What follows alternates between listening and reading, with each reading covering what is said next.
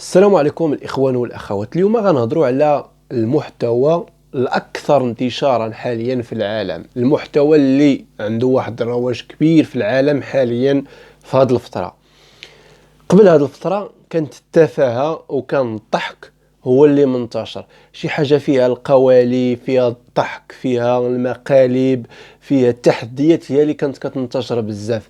ولكن هاد التفاهة تراجعت إلى المرتبة الثانية وتقدم إلى الأمام واحد المحتوى اللي ولا بواحد الشكل كبير، المحتوى الإباحي. دابا فين ما دخلتي اليوتيوب، انستغرام، فيسبوك، فين ما دخلتي كتلقى المحتوى ذات الطابع الإباحي أو المحتوى اللي فيه الإيحاءات الجنسية أو المحتوى اللي فيه الإثارة الجنسية. طبعا شكون هما الدول اللي انطلق منهم هذا النوع من المحتوى، وكيفاش هادو المغاربة ديالنا مثلا اللي فاش كدوروا نتوما الإخوان والأخوات في الفيسبوك ديالكم كتلقاو واحد المغربي، واحد العروبي، واحد الكاسول، واحد الخامج، واحد الموسخ، كتلقاه داير واحد التصويره ديالو في الجنب ديال الفيديو وتيبقى يهضر. ها هو واحد المراه راه عيطات على بلومبي جا للدار وما كانش راجل ديالها وجاي يصاوب ليها كدا واستقداير ليها كدا. ولا كتلقى انت يقول لك واحد المراه راه خانت راجلها عيطات على التريسيان اجي تشوفوا شنو واقع. هما هاد المسخين هادو راه عارفين شنو واقع، غير هما من اجل دوك الدراهم ديال الادسنس تيوليو عندهم حتى هما بحال هذوك الناس، بحالهم ما عندهمش قيمه، ما عندهم اخلاق، ما عندهم مبادئ. اجي غنشر يعني صافي بنادم كيقول لك انا غنشر، المهم يتشاف داكشي، ما كيهمش واش داكشي مزيان، واش ياثر على الناس، واش يشوفوا شكون اللي غيشوفوا، شنو هو التاثير ديالو على الاخرين، ما كيهمش. المهم هو يتنشر يتشاف من اكثر عدد من الناس. على اي باش تفهموا شنو واقع بالضبط، الدول امريكا اللاتينيه والهنود من هنا انطلق هذا المحتوى الإباحي. دوك الدول ديال أمريكا اللاتينية بحال البرازيل، بحال كولومبيا وإلى غيرها من الدول اللاتينية، هذوك الدول ما عند الناس ديالهم، الشعوب ديالهم، البشر ديالهم ما عندوش القيمة من داخل المجتمع. هما بزاف بيهم ما عندهمش قيمة، حتى واحد كما كنقولوا ما كيحاشيها لهم. القيمة ديالهم مثلا مقارنة مع الأوروبيين ما كيناش. شعب اللي هو اللي كيتعتبر مجرد زايد ناقص، يعني الحضور ديالو بحال الغياب ديالو، يعني ما تيشكل حتى شي قيمه لا داخل المجتمع ديالو ولا داخل المجتمعات الاخرى. وحنايا شوفوا غير حنايا يعني بهذا الوعي ديالنا كيفاش كننظروا لامريكا اللاتينيه، كنشوفوهم الناس على يعني نقولوا حنايا بحالنا بحالهم. ولكن بعدا حنايا كما كان الحال كاين بعض المسائل اللي كتضبطنا ومازال راني راجع على هذه المساله هذه.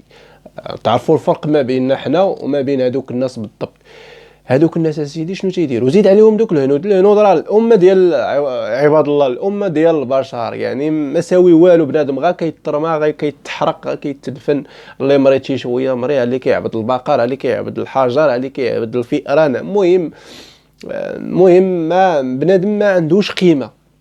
بهذا التعبير هذا راه واقع، ماشي انا اللي كنقول ولا الانطباع ديالي على هذوك الدول ولا على لا، هذا راه واقع. هذوك الناس شنو تيديروا؟ تلقى واحد الجوج بنت ومراه ولا راجل ومراه مصاحبين ولا مزوجين، شنو تيديروا؟ لقاو بان القضيه ناشفه تيصوروا مثلا بيناتهم فيديو اباحي. هو كيمثل على اساس انه بلومبي ولا تريسيان ولا كذا كذا، كتمثل على ان مراه لابسه داكشي مقزب وكذا وعيطات له واجي صوب لي، هذه كتبقى تدحس معاه وحده. وعارفين بان الناس، هاد الهنود خطر خصوصا الهنود، وعارفين بان الناس العقول ديالهم اباحيه، كتقلب غير على ما هو اباحي. وتيلوحوا داك الفيديو كيخسروا عليه واحد 5 دقائق 6 دقائق، كيمونطيوه كيلوحوا عباد الله كيشوفوا. غتلقى فيديو طالع 30 مليون مشاهده 40، هما الفلوس كيدخلوا، يعني من بيت النعاس ديالهم تيدخلوا الفلوس.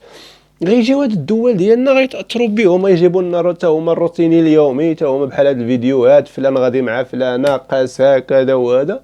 تيولي حتى الناس ديالنا حتى الناس ديالنا كيعجبهم هذاك الشيء.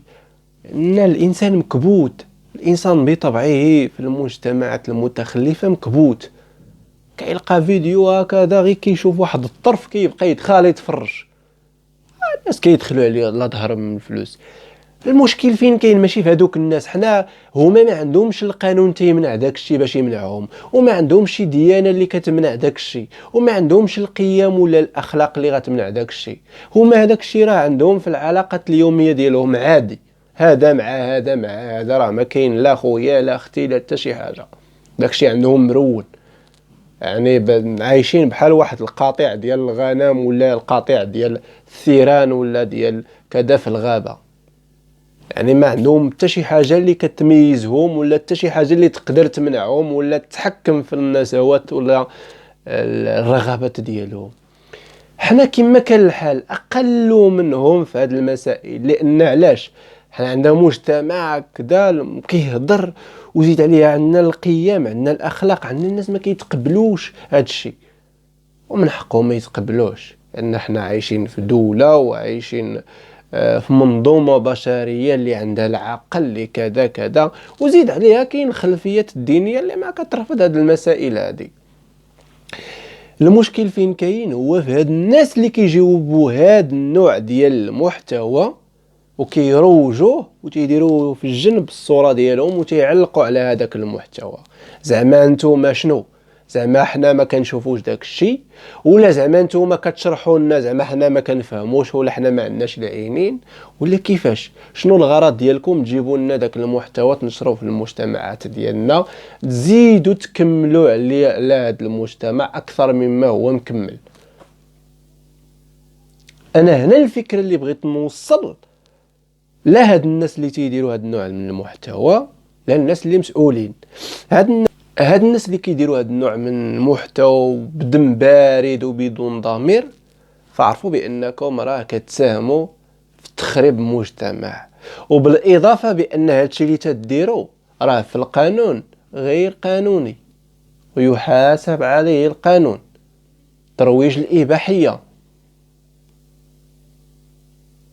يمكن اليوم راه ما كاينش عليكم رقابه، ولكن راه غدا غتوليو قدام العينين ديال السلطات، وغدا غتحاسبوا على هذاك الشيء اللي تديروا، سواء اليوم سواء غدا، راه غتحاسبوا اكونوا اكيد. وراه هادشي ما تيدومش، تعياو ما تنشروا في الاباحيه راه غيوصل واحد النهار اللي غتحاسبوا على داك الشيء. في مصر راه كاين واحد الرقابه، راه هادشي راه كان منتشر بشكل كبير في مصر، ولكن حاليا راه كاين واحد الرقابه مشدده على هذه المسائل هذه. فعلا راه كاين شي وحدين كذا مازال عاطينهم طالقين لهم في الجام، ولكن نهار اللي كيطيحوا كما كنقولوا في يد العداله راه ما تيعقلوش عليهم. وانا كنتمنى من السلطات ديالنا هنا تشدد الرقابه على هذا النوع ديال المحتوى، وتضرب بيد من حديد هذا النوع ديال الناس اللي كيروجوا هذا المحتوى الاباحي في المجتمعات ديالنا. طبعا لان حنايا كتحكمنا مبادئ، كتحكمنا اخلاق، حنا ماشي بهايم. احنا راه غادي نجيب فيديو اباحي ونحطو كأن حتى شي حاجه ما واقعه. دابا كنهضر غتلقاو شي وحدين في التعاليق غيجيو كيقول لك واش شكون قال لك انت تفرج. شوفوا العقليات ديال الاغبياء وديال الجهلاء كيفاش كيفكروا. ها انا دابا مسؤول عن نفسي وقادر انني نتحكم في نوع المحتوى اللي كنشوف، ولكن راه كاين مراهقين. انا ما تنهضرش على راسي، ما كنهضرش عليك انت اللي قدك وقد البغل وكتفرج، لا كنهضر على واحد الفئه اللي مازال صغيره، اللي مازال ما عرفاش الصح من الخطأ، اللي ما عرفاش المحتوى المهم والمفيد بالنسبه ليها، والمحتوى اللي يقدر يزعزع الشخصيه ديالها.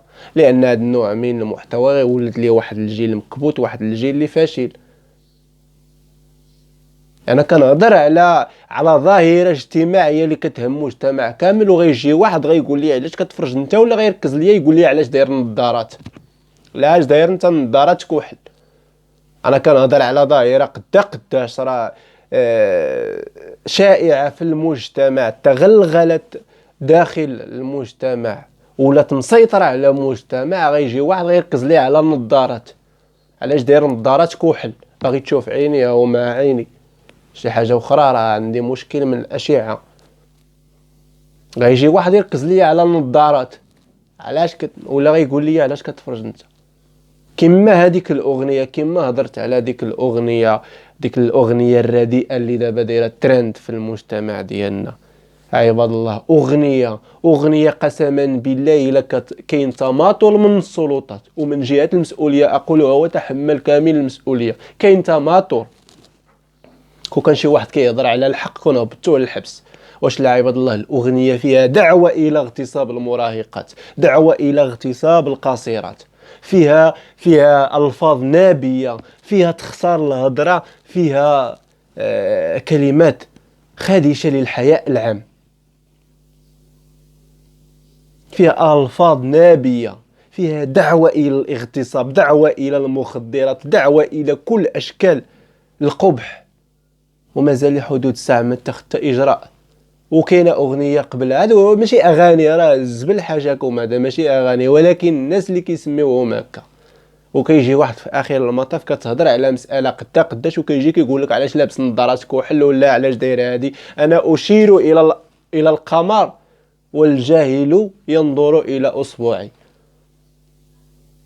يلا ودابا موت انت. وكيفاش هاد الاغنيه الهابطه الطايحه بهذا المستوى الرديء وما كاين حتى شي انذار، ولو انذار من جهات الخاصه والمسؤوله، ومن جهات اللي مسؤوله على هذا الجانب هذا، ما كاين حتى شي انذار. احبس السي محمد، شنو هذوك الكلمات اللي كتقول؟ يعني دابا هاد الكلمات هكا دعوه الى اغتصاب القاصرات عاديه، ولكن فاش كيكون شي واحد كيهضر على الحق، كيقول لك انا اريد حقي في العمل، باغي نخدم، باغي حقي، اجي هبط للحبس. لا حول ولا قوه الا بالله.